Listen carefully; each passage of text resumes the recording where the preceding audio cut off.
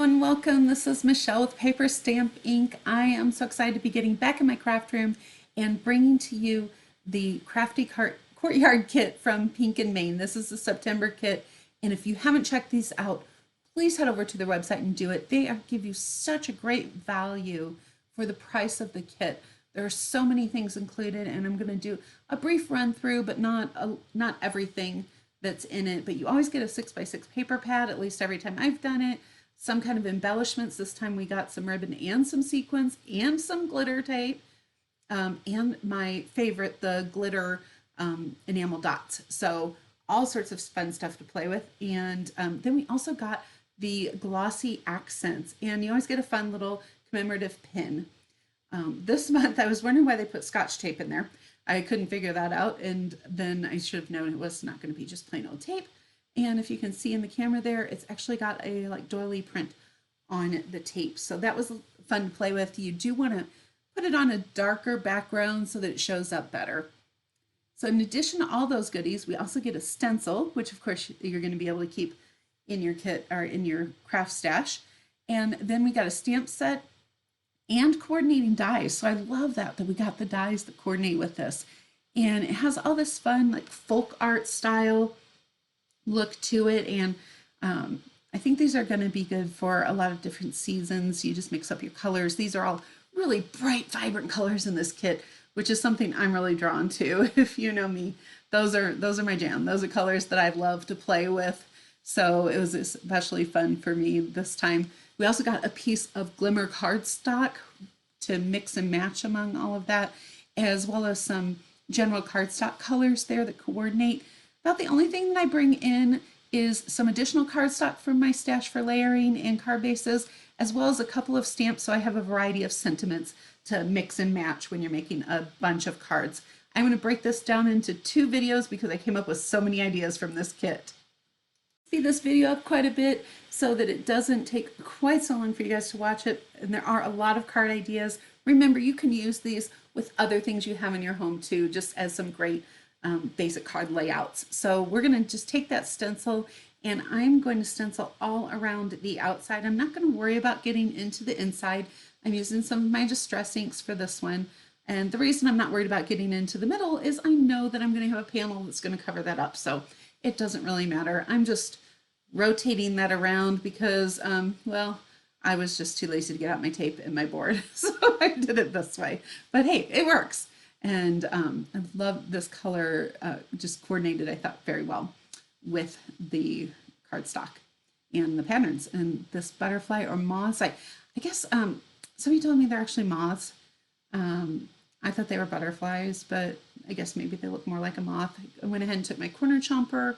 I'll put a link to that down below. If you don't have one of those, it's definitely one of my most highly recommended tools to have in your tool chest. And I just rounded off 3 corners of each of those.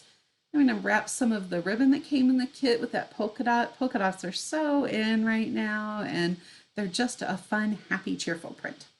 So we're going to wrap that around, and I like to use score tape when I put my ribbon on the back instead of glue or tape runners. I just find that it holds so much better. We're going to use some dimensionals and pop that up. And then we're going to come in and do a sentiment. Now, on a lot of the cards coming up, I went ahead and did all the stamping ahead of time just to cut down on the length of the tutorial. So this one I used from another stamp set that says, "Hey friend," because I didn't want to use one of those big sentiments that came in the kit. They're great for focal sentiments, but I wanted something much smaller so that that paper and the stenciling background could just really pop. And then I'm going to put a few of those sequins on there that come in the kit. I love their a variety of colors, so I'm just trying to pick out some that are a little bit different. So just a variety, I used that word already, on there, and there we are. We are done with card number 1. And so move on to the next card, and we're going to do some scene building. And again, all these folk art designs lead to just some fun patterns in there, and I thought this one could be used for the sky. Those little white dots are almost like clouds going in the sky there. So we're going to adhere that down onto our card front, and we're going to do a full coverage of that front panel. So when I do these cuts, I tend to err on the side of going a little bit longer if I'm going to go across a whole panel of my card instead of another layer that I'm going to pop up.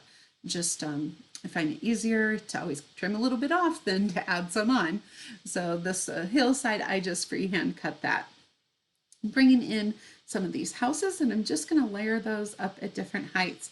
Before I got started, I did go ahead and stamp a bunch of these items out with some of the coordinating colors. I am a former Stampin' Up! Demonstrator, so I found colors that really closely coordinated with this kit. So I used, let's see, Balmy Blue, Pacific Point, Bermuda Bay, Granny Apple Green, Dandelion, what is it? Dandelion Delight, Daffodil Delight. There we go, Daffodil Delight, and some of the crushed curry were the colors that I found worked really well with this kit. And I also did bring in a little bit of some extra cardstock in those colors as well. So I got a strip that I put down in the middle of the card there and the inside of the card, trim that off, and we have those two cards done. So all of these I did do in teams of 2 here. And I didn't go and put all of the insides in because I thought I'll go back and do that later when I really know what all my scrap pieces are. And that's an easy thing to just kind of mass produce or do in one time at the end. So we're going to do another scene here on a Slimline card, and I am using a panel to pop that up that's a little bit smaller than my card front. And then I'm just going to freehand some hills. And when I'm doing this, I'm just going to make sure that I'm coming in from the left side of one and from the right side of the other to have my taller part of my hill on opposite sides. I just think that, to me, adds a little bit more interest to the card. You could also pop these up if you wanted to show some depth, but I chose to keep this fairly flat and easier to send through the mail. I didn't put glue on the very top of the hills on either of these purposefully, or I didn't actually adhere them down. I did have some glue, but I didn't push them down at the top until I could get my items in there because I knew I wanted to tuck them behind. So I'm just dry fitting that deer in there to make sure I know where I want to place it. And we're going to put that right in there on the panel. And now my sentiment that I'm using is actually from the cardstock. There were some strips in one of the designs that had some words on it, so I cut some of those apart to use as sentiments. Put some of my favorites there, the glitter enamel dots, and then I'm bringing in my big foam tape. So I love this stuff, and it's so quick and easy. So if you guys want to help me out and support me, I have an Amazon store where I share all of the items that are kind of my favorites and things that I use regularly as I'm fighting to get this backing off of there. And when you shop through my Amazon store link, I am an affiliate, I get a very small percentage of the sales, no cost to you, but it does help me to have the funds to purchase items to share with you guys and also to do giveaways. So that was our next card, the Slimline card. And then I wanted to use those pieces up so I didn't like forget about them and have them hanging out and going, what am I going to do with these weird pieces? I did trim the one down that was a little bit longer. I wanted them to be fairly similar in height, but they didn't have to be exact because we are going to cover up that seam.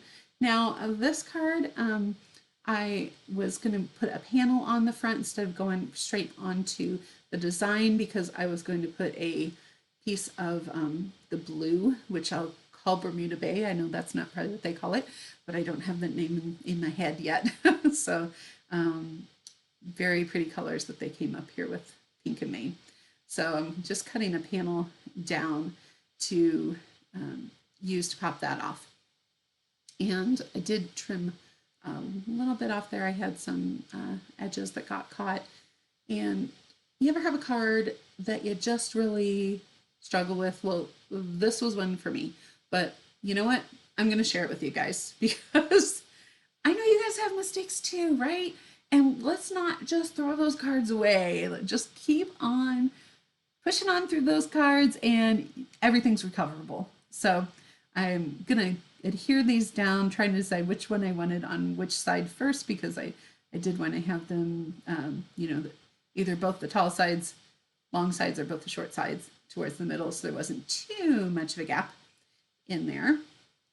And you'll see that they're not going to line up perfectly, and that's okay because we're going to put some ribbon over that. And here's where I realized, oh shoot, I was going to put that blue down underneath at the bottom first because I really wanted that pop of blue. So I am just cutting around that on my design there. I'm going to cut off that little bit of white. We're going to bring in another panel. So this is getting to be kind of a thick card, but we're going to bring in another panel where I can glue the blue down to the bottom and put this piece on top. Now I could have just let it go and gone with the white, but I was determined to have that blue in there because I do love that bright, pretty blue.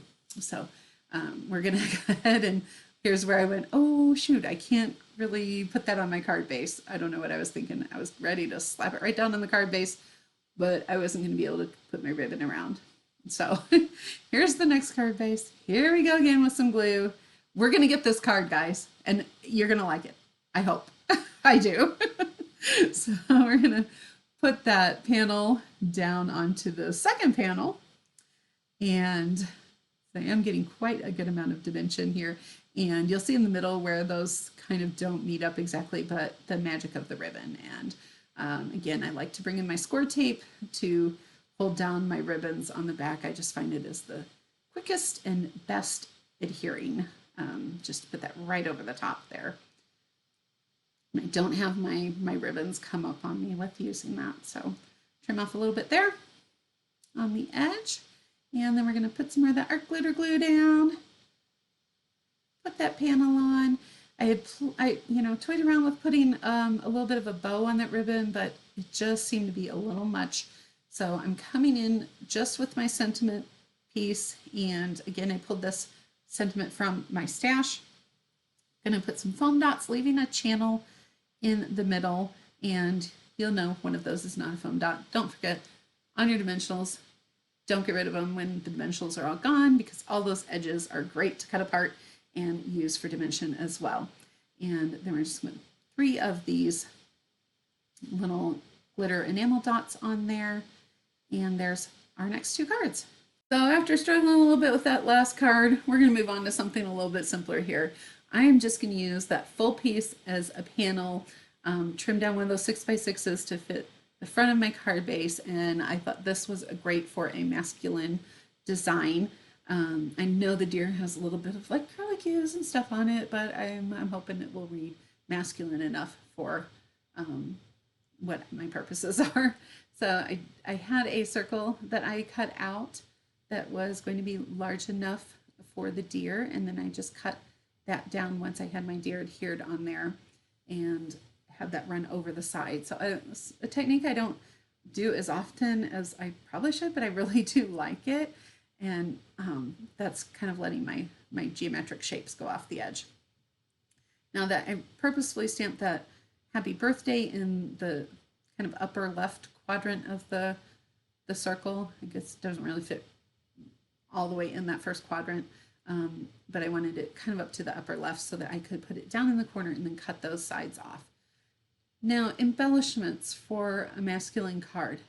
I find that sometimes they're hard because sequins seem a little too glittery, enamel dots seem a little too glittery. So here's where the magic of the glossy accents comes in, and I just love using that because I can put this on here, and this is gonna have to dry for a while, but I'll bring in the other card and you'll see it just gives a nice shine. It's also a great way if you don't have a coordinating embellishment, you can just punch out some cardstock and use those dots. You don't even have to have the glossy accents on it if you don't want. So we're going to tape some of that fun tape and put that down over this piece of cardstock. And when I got to laying this down, I realized that it was just a little bit shy of the front of the card base. I thought it was a piece that went all the way across, but you know what? We're going to just go ahead and go with it because it's all right. We're just going to have a little bit of a kind of a border there. So I'll show you the first one and let me know which one you like best. So I did again stamped my sentiment on the circle. These are some little scallop circles I had left over from another project that I was doing, and I thought I'm going to use those up. Putting just a little scraps of cardstock across the back there because there was a lot of dimension with that cardstock and the tape there that I didn't want it to be kind of flopping over that border there. So we're going to bring in some more of our fun dimensionals. Yes, I like to add dimension on my cards. And I'm going to set this up on that little piece of cardstock with the ribbon on it, almost like it's sitting up on a shelf. And we're going to then tuck these flowers inside. And I did mix and match my patterns and colors a little bit on this one, so they're not too exactly the same as card in just a moment, and you'll see what I'm talking about. Bring in some of those enamel dots, and don't forget to, vary your sizes on the enamel dots when you're doing those too. I think that adds some more interest. So moving on to our next card, we're going to use some of the glimmer. Yay! Some of the glimmer tape and the glimmer paper. This is going to be a fun fold, and so I just have my card piece there folded over 1.5 inches. It's 5.5 inches long, scored at 1.5 inches, and that's going to fold across the front. So when I put that on there, I don't want that fold exactly up with the edge because it does have to fold over the front panel. So I purposefully have that just hanging slightly off, and then I just brought in a piece of the pattern paper to cover up that fold. We're going to decorate up the front here and put that panel down. So this is a pretty quick, really fun fold, but it's always, people love this when they get these cards. They're always very excited about it. I have to tell you, this glimmer tape, I love it, but I'm had a little bit of a hard time sometimes getting that backing off. Should have probably brought out my paper piercer.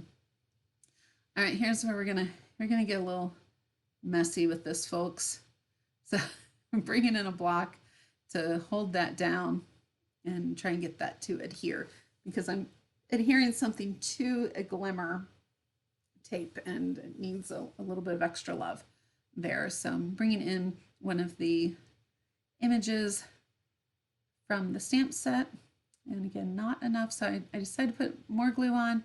Got a little heavy-handed, but the good thing is, you see that squishing out, that glue will eventually dry clear. So I am going to go with it, but I'm going to show you this one, how it works, because we're not going to get to that one right now. We're going to move on to our next card and let that set for a moment. So bringing in a beautiful pattern paper, and I love playing with pattern paper, so I just think it's awesome, all of the 6x6 papers that you get in these kits all the time, and they have so much pattern in them. This one I didn't do as much layering maybe as I've done in the past, but I still think I got a lot of fun color and pattern on these cards. So you could definitely get so many more cards out of this if you wanted to do less layering with your pattern papers and do more clean and simple style designs. And don't forget, I'm still going to have that stencil and the stamp set and the coordinating dies that I'm going to be able to do a lot with. I think that stencil is going to be a staple in my craft room. I am really enjoying getting to use stencils more often. And so I just wanted to kind of not lose that jar and the flowers on the background with all that fun pattern. So I put a circle behind it, and it doesn't have to fit the whole thing. So don't be afraid to let your designs hang off the edge. It's okay. It just kind of helps ground it with that circle. So we're just doing some layering with a little piece of that fun glimmer cardstock again. And again, I'm just going to come in and add some more layers of cardstock because this has to go span over that glitter strip, which is pretty bulky in comparison to some of your thinner cardstock. So we're going to just slide that right into that panel and put some dimensions on the back of this. Again, just cutting down those edges of my dimensionals. And there we have a cute little vase and I chose not to put a sentiment on this one, and that's okay. I almost put it away without putting the panel onto the actual card base. So there we go. Again, two very similar but slightly different color combinations because, like I said, I had all those pre-stamped images that I wanted to use up. So here we're going again with a card that could read a little bit more of a masculine or gender neutral type of card with that plaid pattern, just putting it straight down the middle. And then I'm just running a thin bead of glue up there, and I'm putting a thin strip of the yellow cardstock that came in there. And those are just 1/4 inch strips of cardstock in there. Just trying to shimmy that up to line it up.